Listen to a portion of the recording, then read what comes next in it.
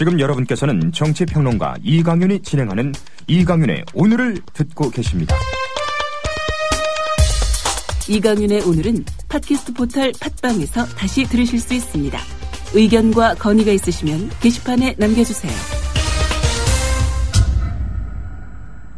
네, 사교육 없는 세상을 위하여 단기 교육 특집 배윤호 원장 나오셨습니다. 안녕하십니까? 안녕하세요. 일주일에 한 번씩 보는 건데 상당히 일주일이 빨라요. 그러네요. 네, 이러니까 제가 하루하루 KTX 속도로 늙어가고 있습니다. 이렇게 세월이 빨라서요.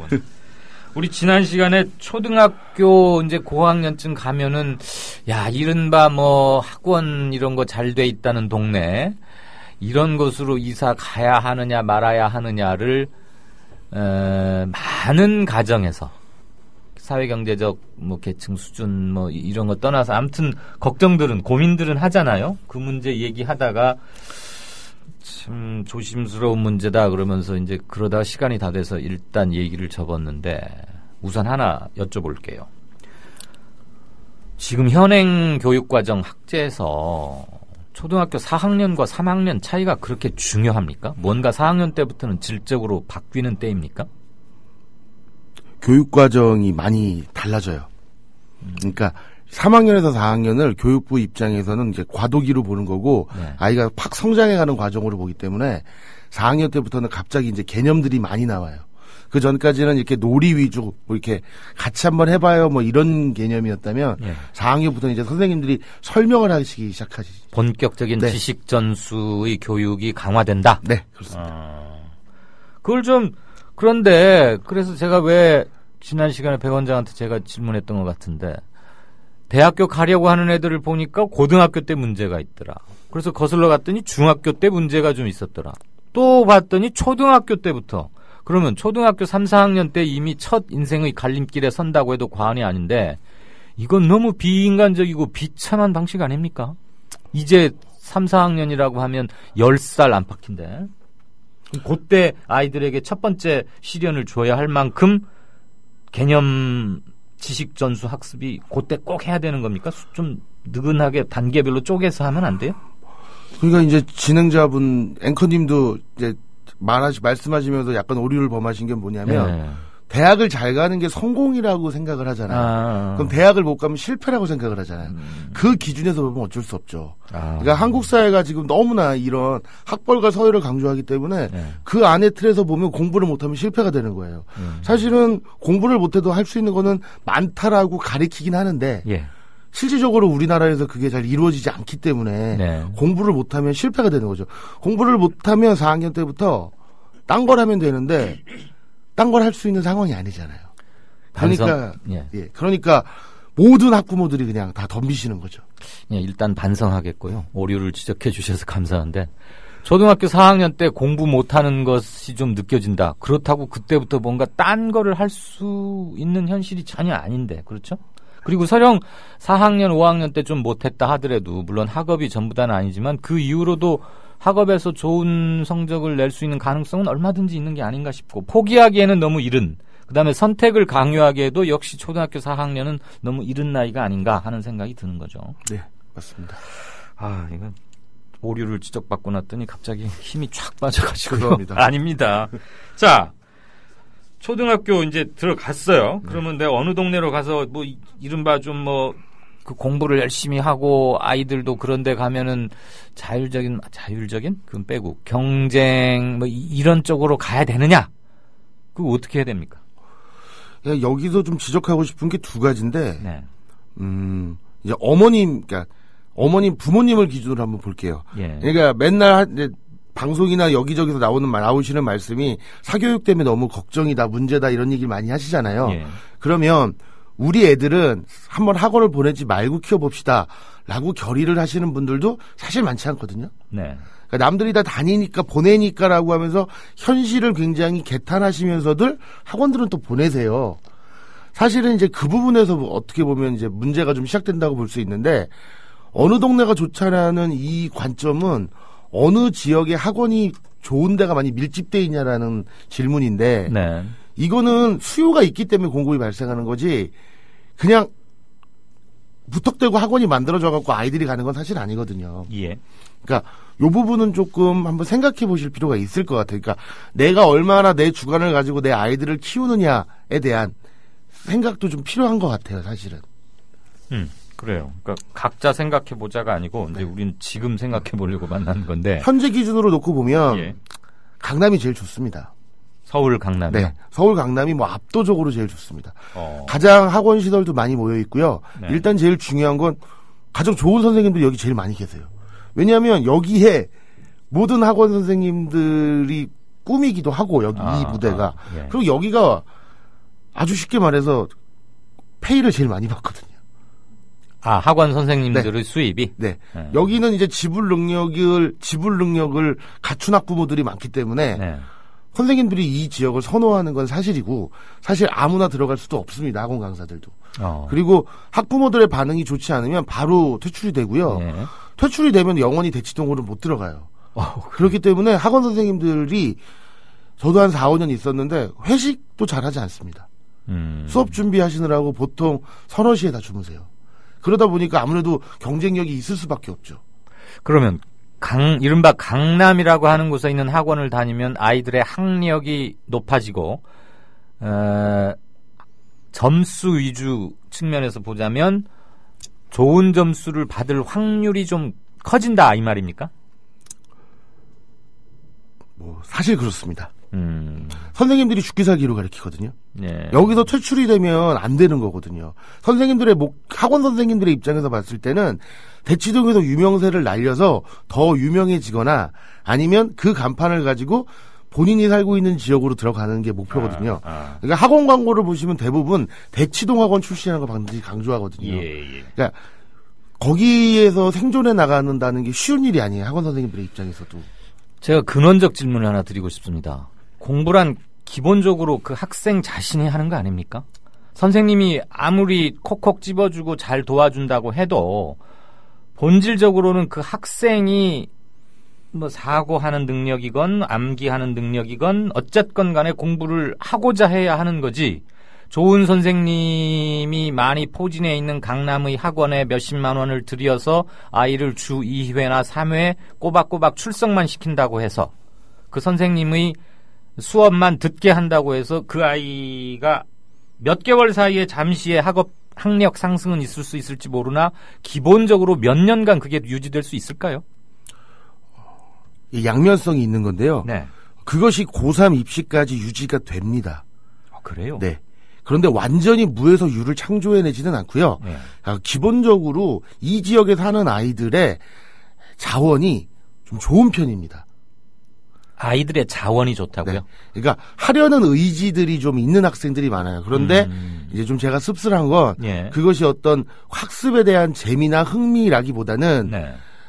너무나 당연하게 이제 여기고 있는 부분들이 있거든요. 당연히 이렇게 해야 된다라는 부분들을 가지고 있어요. 그러니까 강사의 입장에서 보면 아이들이 굉장히 아이들 같지 않을 때가 굉장히 많아요. 예. 한국 사회에서 살아남기 위해서는 어렸을 때부터 이렇게 해야 한다는 것을 아이들이 미리 일정 부분 체득하고 있다. 이런 얘기로 들으면 됩니까? 네. 그러니까 쉽게 말하면 해맑은 아이들이 별로 존재하지 않아요. 왜 하필 강남 지역에 그런 아이들이 많을까요? 집에서 무슨 그런 영향을 많이 아이들이 받아서일까요? 현실을 굉장히 좀 잘 인식한다는 건데 네. 그러니까 뭐 도덕적 관점에서 보면 굉장히 안타까운 거긴 한데 예. 지금 살아가는 이 현실에서는 아이들이 철이 굉장히 일찍 드는 거죠, 사실은. 철이 일찍 들었다. 그러니까 본인 부모님들이 갖고 있는 어떤 상황을 본인이 유지하기 위해서는 본인이 이 정도 노력은 해야 된다라고 생각을 하고 있어요. 네. 처세에 필요한 기술을 빨리 익혔다. 이렇게 번역해서 듣고 싶은데 네, 맞아요? 맞습니다. 왜냐면 철이 들었다는 말은 제가 좀 고루한 견해일지 몰라도 철이 들었다 하면 세상 사리분별과 경우를 익히고 예의와 문리를 아는 것 그런 거라고 생각해서 아무튼 애들이 애들 같지 않다 이거죠. 이야 이거 참 엄마 아빠의 영향이 아무래도 좀 크지는 않을까 싶은데 우리 배 원장께서 굉장히 많은 논란을 각오하고도 어쨌거나 학력을 생각한다면 서울 강남 지역으로 가는 게 좋겠다라고 상당히 용기 있게 말씀하신 거네요. 뭐 이건 용기가 아니고 이건 뭐 엄연한 사실이고, 예. 아니, 그러니까 가르치는 선생님들의 자원이 좋기 때문에, 네. 그리고 컴플레인이 나오면 난리가 나기 때문에 선생님들이 열과성을 다해서 할 수밖에 없고요. 예. 그런 거죠, 사실은. 그래요. 저는 기본적으로는 아무리 선생님이 우수하고 뭐하고 해도 학업에 대한 아이가 내적 동기가 없으면 저는 학력 상승은 불가능하다고 생각하는 사람이었는데 제 생각이 역시 또 한쪽으로 치우친 게 아닌가 하는 생각은 듭니다. 그 옛날에 옛날에 가난했던 시절에 네. 어른들 얘기를 들어보면 뭐 가난한 집안의 장남으로서 내가 이 집안을 일으키기 위해서 공부를 해야겠다라고 열심히 해서 뭐 서울대를 가고 법대를 붙고 사법고시를 붙고 이런 성공 스토리들이 많이 있잖아요. 예. 근데 이제 그 세대가 지나고 지금은 어느 정도 중산층 이상이 된 시기이기 때문에 내가 가진 이 풍요로운 것들을 계속 유지해야겠다라는 생각이 굉장히 강해요. 네. 그리고 이제 전문 직종에 종사하시는 직업군들이 좀 그 지역, 특히 대치동 그 밀집 지역이 많이 있기 때문에 예. 이것을 내가 계속 유지해야 되는데 이것을 유지하기 위해서 내 능력을 인정받아야 된다라는 사실을 깨닫는 거죠. 그러니까 그 아이들을 또 뭐라 그럴 수도 없는 상황이긴 해요. 기득권의 유지를 위해서는 내가 싫지만 공부를 해야 되고 이른바 중요하다고 여겨지는 간판을 따야 되고 어느 레벨 속에서 나는 계속 속해 있어야 한다는 것을 그 부모는 물론이고 아이들도 이미 체득화되어 있는 경우가 많다. 네, 그렇습니다. 몇 달 전에 했었던 드라마 풍문으로 들었어라는 드라마가 있어요. 예. 그 SBS에서 했던 드라마인데 아주 적나라하게 그 사실들이 나오거든요. 보신 분들은 좀 공감하실 거예요. 알겠습니다. 자, 그래서 뭐 몇 년 된 얘기 같은데 저도 알 정도 보니까 엄마의 정보력, 아빠의 무관심, 그리고 할아버지의 재력, 이 삼박자가 갖춰져야 한다. 이 얘기죠, 지금? 네, 맞습니다. 이거 비참한 거 아니에요? 아빠의 무관심. 아빠는 그저 돈만 대라. 그리고 전혀 관심을 갖지 마라. 이 얘기 아닙니까? 이거 아빠로서 굉장히 불만스러운 항목인데. 이 문항에 대해서 이제 제가 반박을 좀 할 건데, 네. 어머니의 정보력, 그 다음에 아버지의 무관심, 그 다음에 할아버지의 재력이라는 말은 제가 봤을 때, 제 관점에서 봤을 때는 굉장히 잘못된 얘기예요. 네. 이런 식으로 해서는 아이가 잘 커나갈 수 없어요. 근데 이런 말을 왜 하냐면 실제로 이런 것이 존재한다라는 여러 가지 그런 사실들을 말하는 건데 실제로 이렇게 움직이는 부모들은 거의 존재하지 않아요. 예. 일단 엄마의 정보력이라는 수준이 어머니들의 정보력이라는 게 이제 사교육에 대한 관심도가 많잖아요. 네. 이게 좀 문제가 있고요. 두 번째는 이 모임들, 이 어머니들한테 공포감을 주입시키는 일종의 돼지 엄마라는 존재가 있어요. 그 뭐예요? 돼지 엄마는 이제 옛날 그 나이트클럽에서 웨이터 이름이 돼지 엄마 뭐 이런 거 있잖아요. 학원 원장님이랑 연결이 돼갖고 예. 비슷한 또래의 엄마들을 모아서 아이들을 학원에 집어넣는 역할을 하는 엄마들. 일종의 자발적 삐끼입니까? 네, 그렇죠. 대신 본인 아들, 딸들은 조금 이제 학원비를 감면받거나 뭐 이런 식이거든요. 아, 정말로 그런 게 있어요? 대치동에 있는 카페에 가보면 네. 대부분 학원 선생님들이 설명회를 하는 게 아니라 이 돼지 엄마분들이 설명회를 많이 하시고 이제 돼지 엄마분들의 아이들이 대학을 다 진학하게 되면 본격적으로 이제 나서시게 되고 심지어 컨설턴트로 활동을 하시는 분들도 많아요, 현직에서. 예. 네. 아니, 제가 만약에 학부모라면 기본적으로는 같은 학부형이잖아요. 그 돼지 엄마도. 그 사람한테 무슨 컨설팅 비슷한 걸 받으면 저는 아주 기분이 나쁠 것 같은데. 당신이 무슨 자격으로 나에게 이런 정보를 제공하고 가이드 비슷한 걸 하느냐라고 저는 따져 묻을 것 같은데. 굉장히 좋아하죠. 근데 어머니들께서 이제 대부분의 어머님들은 정확한 정보랑 본인이 컸을 때의 상황과 현재 상황을 잘 매치가 안 되기 때문에 네. 이 어머니의 말에 굉장히 의존을 하는 경우가 많아요. 그래요? 네. 그 강남 지역에 사는 학부모들은 이른바 고소득이고 그래서 자기 판단력도 상당히 뛰어날 것 같은데 이른바 돼지 엄마라고 호칭도 좀 이상한 그런 사람의 말에 현혹 내지는 자기 판단력의 일부를 내줄까요? 매일 신문 안에 껴서 이제 오는 광고지가 대치동 같은 경우는 70종 정도 되거든요. 그럼 70종 정도 되는 광고지를 못 보죠. 일일이 볼 수가 없잖아요. 예. 그 정보를 써머리해 주는 사람들을 원하는 거죠. 아이고야. 그나저나 저 청취자 게시판 중에 하나 좀 까칠한 이주부님의 견해에 대해서 뭐 답변을 하셔도 좋고요. 전 일단 소개를 하고 싶습니다. 초등학교 4학년이면 11살인데 11살 먹은 애들이 잘해야 하는 게 꼭 공부뿐일까요? 고작 11년밖에 살지 않은 애들이 뭔가를 잘해야 살 수 있을까요? 저도 하고 싶은 질문이었는데. 너무 옳으신 말씀이죠. 예. 옳으신 말씀인데 네. 제가 말씀드리자면 현실적인 상황인 거예요. 예. 아들이 엄마 나 공부를 잘하고 싶어라고 얘기를 했을 때 강남이 좋다는 거예요. 아, 애가 그런 말을 할 경우에는 강남이 여건이 좋다. 나 수학을 좀 더 배우고 싶어. 학교 수업 갖고는 좀 부족한 것 같아. 라고 했을 때 강남이 좋다는 거죠. 아, 그 전제가 있단 말이죠. 그렇게 말하는 아이들이 실제 있나요? 많습니다. 많아요. 네, 특히 여학생 같은 경우는 학원을 보내달라 그러는 아이들도 많아요. 그러니까 3학년 때까지는 이제 어머님들이 아버님들이나 본인의 어떤 그 가치관에 따라서 교육을 시키시는 분들도 있는데 4, 5학년이 되면 이제 따라가기가 좀 어려워지거든요. 학교 수업을. 그래서 미리 좀 가르쳐달라라는 학생들도 굉장히 많습니다. 아, 지적 호기심이나 지기 싫어하는 아이들이 개 중에 좀 있다 이 말씀이죠. 아하. 그렇군요. 할아버지 재력은 뭐 둘이만 벌어서는 먹고 살기 힘드니까 위에서 좀 도와줘야 한다 이런 얘기 같고. 자, 오늘은 이 말씀까지는 해야 될 것 같아요. 김정일, 김정은 부자도 무서워한다는 한국의 중2. 유일하게 무서워하지 않는 게 대통령이더라고요. 우리 대통령. 근데 이 중2병 조금 다른 얘기입니다. 중2병 이른바 이런 거 있지 않습니까? 네, 있습니다. 얘기도 안 하고 잘못 건드리면 막 짜증만 내고 사충 이런 거 같은데 그 원인은 뭐고 해결책 여기까지 오늘 얘기를 하십시다. 이게 굉장히 재밌는 상황인 게 실제로 제가 중학생들도 가르쳐 본 적이 있는데 이 학생들이 굉장히 밝고 재밌는 학생들이에요. 그리고 학교에서 굉장히 재밌게 놀아요. 남학생 기준으로 봤을 때.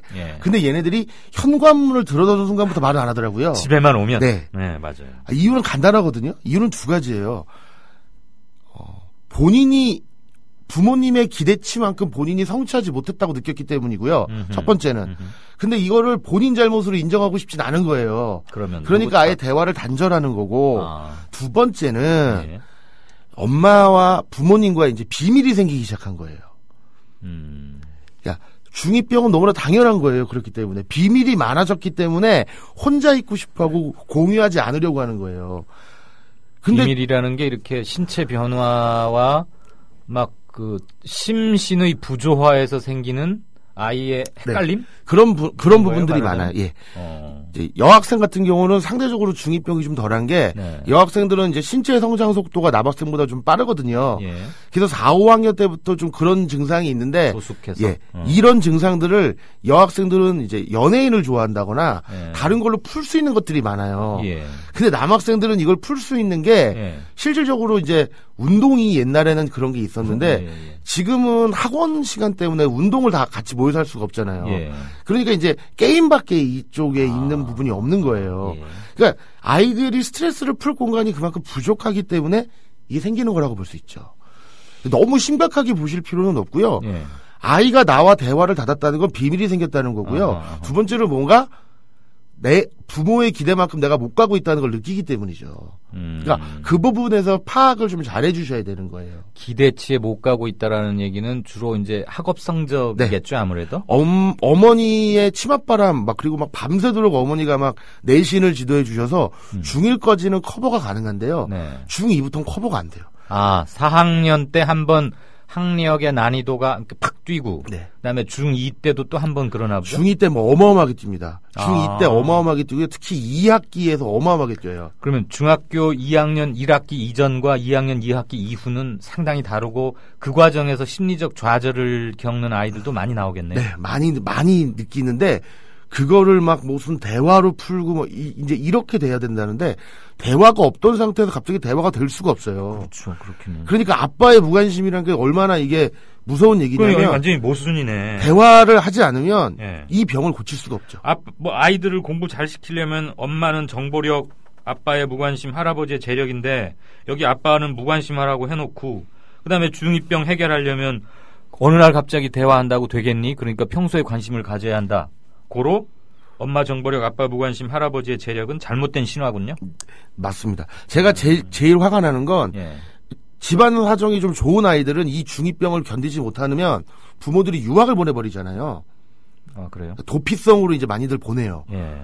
그런데 이제 그렇게 재력이 안 되는 경우에는 이제 그냥 자기가 있는 공간에 안에 있어야 되는데 아이들이 막 이제 폭발을 하는 거죠. 근데 이제 제가 개인적으로 좀 화가 나는 사실은 그렇게 외국으로 나갔던 그런 애들이 예. 나중에 나중에 마치 내가 언제 그랬냐는 듯이 막 이렇게 들어오고 막 이런 걸 보면 좀 화가 날 때도 있긴 한데 중2병은 그 전 이미 2, 3년 전부터 대화를 통해서 특히 아빠가 이걸 잡아줘야 돼요. 해결책은 네. 중2 되기 한 1, 2년 전부터 특별히 좀 신경을 써서 얘기를 해라. 아빠가 대화를 하는 게 지금 이건 주로 중2 머스마에 네. 해당한 얘기입니까? 아빠가 대화를 해야 되는데 이 아빠들도 굉장히 어색한 게 아빠들이 할아버지랑 대화를 해본 적이 없기 때문에 아들이랑 대화를 하실 줄을 몰라요. 맞아요. 어떻게 해야 되는지를 모르는 거죠. 결혼도 안 한 총각이 뭐 그렇게 아는 게 많은지. 그런데 딸은요, 저는 아들은 잘 모르겠고 딸은 또 아빠하고 얘기하는 걸 아주 싫어하던데요. 네. 자연스럽게. 그럼 어떻게 대화를 하란 말이에요? 딸은 그러니까 엄마하고만 예, 얘기하는 딸은 게 엄마한테 맡기시는 게 맞아요. 그러니까 보통 뭐 이게 뭐 교차 유전이라 그래서 예. 아빠가 딸을 좋아하고 예. 엄마는 아들을 좋아하고 뭐 이런 식으로 가는 건데 예. 실질적으로 그 대화가 되는 상대는 같은 동성끼리 대화가 되는 거예요. 그 착각을 좀 하시면 안 되는 거고, 그리고 아빠들은 딸이 초등학교 4학년 이상이 되면 그냥 용돈만 주시면 돼요. 막 괜히 막 대화를 하려고 그러고 막 그러면 딸이 표정에서 보이거든요. 그게 우스갯소리로 이제 제가 분석을 해본 건데 이거는 뭐 과학적인 건 아닌데 예. 여학생들이 이제 외모에 관심을 갖기 시작하는 시기가 3학년, 4학년 요때거든요. 초등학교. 예. 그래서 외모를 보고 이제 거울을 보기 시작해요. 예. 근데 이제 거울에서 자꾸 아빠 모습이 보이는 거예요. 그래서 아빠랑 멀리 하려고 그래요. 그때부터는. 예. 그리고 이제 본인들이 이제 성숙해지는 그런 상황이 있기 때문에 그런 그냥 아빠로서 느껴지는 게 아니라 이제 남자라는 그러니까 그런 게 있거든요. 그러니까 아버지들이 막 그때 괜히 어릴 때 생각하셔가지고 막 술 한잔 드시고 오서 막 스킨십하고 안아주려고 그러면 너무 기겁을 하는 거죠. 예. 그때부터는 여학생들도 이제 조숙해지니까 비밀도 생기고 여러 가지 변화가 생기잖아요. 예. 근데 아빠들은 그걸 모르잖아요. 그러니까 막 다 큰 딸을 막 안으려고 그러고 막 이러니까 너무 기겁을 하는 거죠. 그럼 집 나간 며느리는 전어 냄새 맡으면 온다는데 집 나간 중2들은 몇 살쯤 되면 다시 부모 품으로 옵니까? 그게 이제 그게 학업 성적과 관련이 돼 있는 건데 남학생 기준으로 놓고 보면 예. 그게 한 1, 2년 지나고 말면 쭉 이제 괜찮게 되는 거고 예. 늦게 가는 애들은 뭐 군대 갔다 와서 안 되는 애들이 있고 그거는 정확히 그게 안 되는 거죠. 네. 그러니까 제일 중요한 건 스킨십이 제일 중요한 것 같아요. 특히 아들이랑은. 그러니까 스킨십을 하란 얘기죠? 네. 근데 이제 동성으로. 네. 근데 아빠도 어색하고 아들도 어색하니까 네. 그게 좀 문제긴 해요, 사실. 저는 딸만 키워봤는데 아들을 키우는 친구들 보면은 같이 목욕탕을 갈 수 있다는 건 좀 부럽긴 했는데 그런 거 뭐 자연스러울 수는 있겠네요. 네. 근데 요즘은 목욕탕 가는 일이 이렇게 많지 않으니까. 예, 알겠습니다. 근데 마사오가 누구예요? 그것은 알기 싫다에 나온 마사오님과 숨소리까지 비슷하다는데 거기 나오는 마사오는 절대 아니고요. 아무튼 제가 이걸 안 들어봐서. 저도 즐겨 듣는 프로그램입니다. 아, 그렇습니다. 네. 다음 이 시간에는 그럼 고등학교는 어디로 보내야 하는가 이 주제로 얘기를 시작하겠습니다. 이게 사교육 없는 세상을 위하여가 최종적이자 첫 기획 의도이니까요. 혹시라도 청취자분들께서 중간에 듣기 시작하는 분들 당연히 계실 텐데 이거 뭐 사교육의 스킬이거나 어느 특정 지구의 우수성 이런 걸 알리는 쪽에 초점이 맞춰져 있지는 결코 않다는 것을 다시 한번 강조드립니다. 네, 오늘도 거침없는 말씀 고마웠습니다. 배윤호 원장이었습니다. 예, 감사합니다. 고맙습니다.